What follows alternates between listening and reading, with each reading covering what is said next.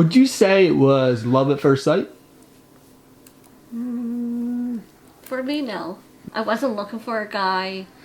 Because I think it takes a while for girls or, to really just be happy and be single. So at the time, that's what I was. And, I just looked at him and I said, wow, he's a really nice guy. But I'll see if it just, I was just thinking friends. Nothing like dating. Almost got friend zoned.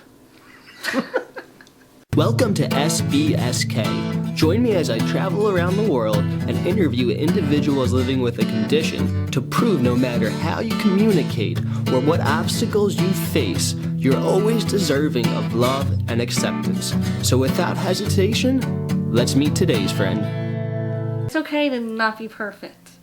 Forget what other people think. I think that's where I'm confident is I don't care what anybody thinks of me. I am me. What went through your mind the first time you saw John?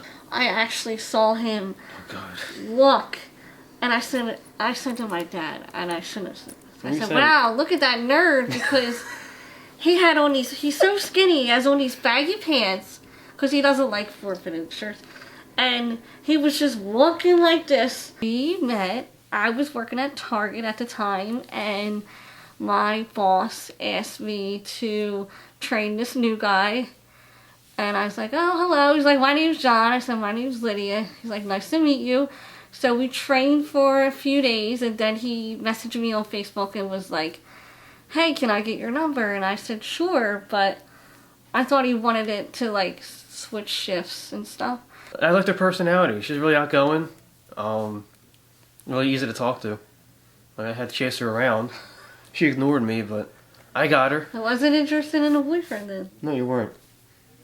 She was talking to somebody else at the time. And I kind of took her away from him. It was just a laid-back guy to talk to. It wasn't like, with the normal, some of the guys with text messages. He was just like, how are you? How was your day? What are you up to this weekend? I guess he just wanted to know, like, little details and not just I can't explain it. Yeah, not just keep it strictly work, like, hey, want to swap shifts or something like that. It was just easy conversation through Facebook Messenger. It's hard to sometimes talk to people through text because they could give you like 1 or 2 word answers. But yeah, we have paragraphs going. He just wanted to get to know me and talk to me, and I was like, okay, just another guy friend. And then soon enough he said, do you want to go out sometime? And I said, really? And he goes, yeah. I said, okay. So we went out on one date, we went bowling, and we hit it off. How'd you get out of the friend zone? I forget what I did. It was me. Yeah, we went bowling, and we went out to dinner. Like I said, we just had a really good conversation. Just we talked about our life story. John was born premature. 4 months That's premature. how that got started, too. So I told him my life story, and he's like, okay, you're still you. I just love him. I mean, he accepted me for me. He loved all of me. Not just when I was skinnier back then and, just didn't love me just for my body. He didn't use me. He loved my personality.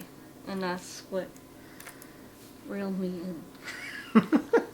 I love that he makes me laugh all the time. I think the world needs more laughter. Laughter is definitely the best medicine, and I think that's one thing that sold me with him. Who proposed to who?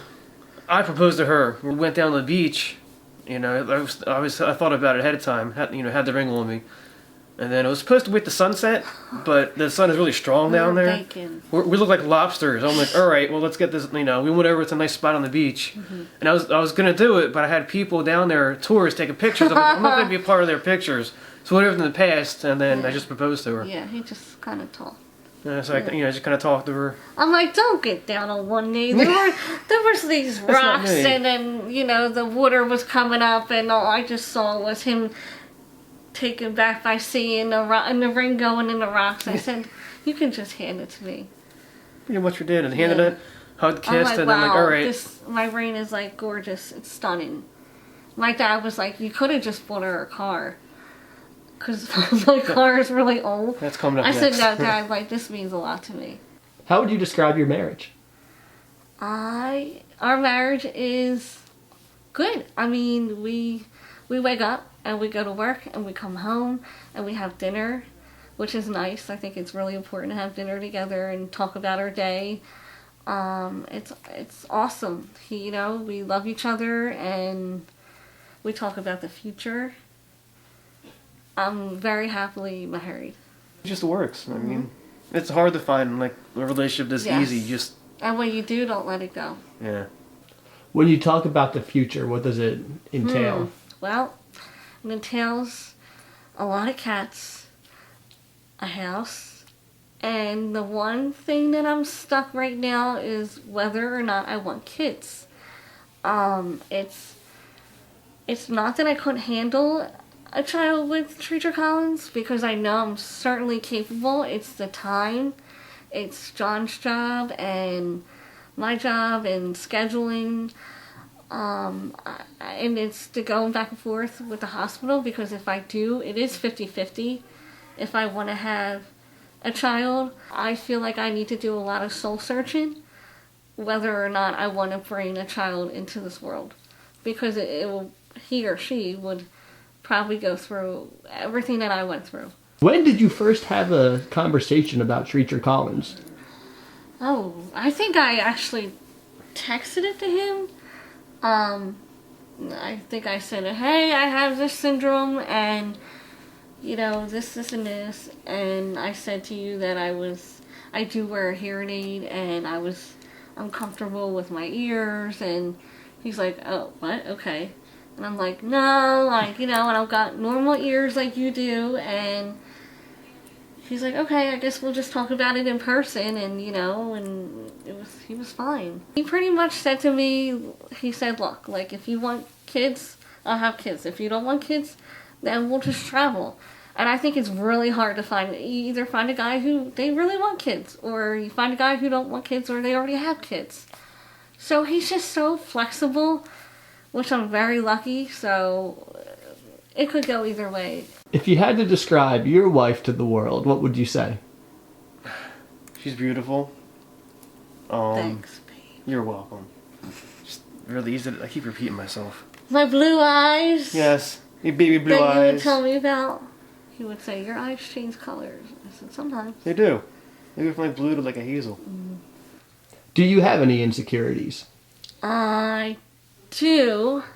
I do wear a hearing aid, and I was born with no ears, and I did have surgery on my ears. That is probably one thing I wish I could get, is prosthetic ears, because I don't wear my hair up. That's my only insecurity, but I just don't let it get to me. I just wear my hair down and nobody really noticed that I wear a hearing aid or don't have any ears. I do wish I could go out of the house and just throw my hair up, but that's something that I'm insecure about. And like I said, everybody has an insecurity, and this is mine. Totally, just wear your hair up. Who cares? Put earrings in and wear your hair up. I mean, you made it this far in life. It's easier said than done, but I just told her, like, just put your hair back. Who cares at this point? I get it. It's hard to do that, but that's what I told her. I'm like, who cares? What advice do you have for somebody who is overwhelmed by their insecurities? Well, it first starts with loving yourself. I believe in loving yourself first and having a great support system and knowing that it is okay to be different and everything will be okay in the end. I think that's really important. That didn't stop her. Like, she could have just totally, like, stayed inside, been an introvert, but she didn't let that bother her. And it goes back to her parents, like, boosting her confidence up, saying, I can take on the world. Because the world can be a nasty place. Like, the world doesn't care what you say. You know what? They don't know your backstory. They don't walk in your shoes. They just see you and go, and they just judge you. And she didn't let that bother her. So that's also a big thing that, attracted me to her. You have to love yourself first. It's okay if you're a little overweight or you don't have this eye color or hair color. You have to love yourself first, and then once you love yourself first, the world will love you, because you just exuberate with confidence. What would you say you love most about John? Well, I love that he accepted me for who I am, and his laid-back personality, and he makes me laugh. I love his eyes, too. And his smile. Yeah. Thanks for watching. If you appreciate what we're doing and want to see SBSK grow, make sure to like, comment, and subscribe. This will help us reach even more people and make the world a better place. Thank you. I don't want to make it too obvious, like, hey, let me oppose you on name that holiday. That's obvious. I mean, I was thinking Easter, but like, no, we're at Key West. Let me just do it down there. Because we're going to say, hey, we got engaged at Key West. I just found out he was going to propose to me on Easter, like, last week. And I was like, no. Like, if anything, like, Christmas. No. I was thinking Easter. Put in an Easter egg, the Easter egg hunt. Or you could have tied the ring on the cat collar. Who would have wound up? Okay, we're already married. I don't need to be giving them ideas again.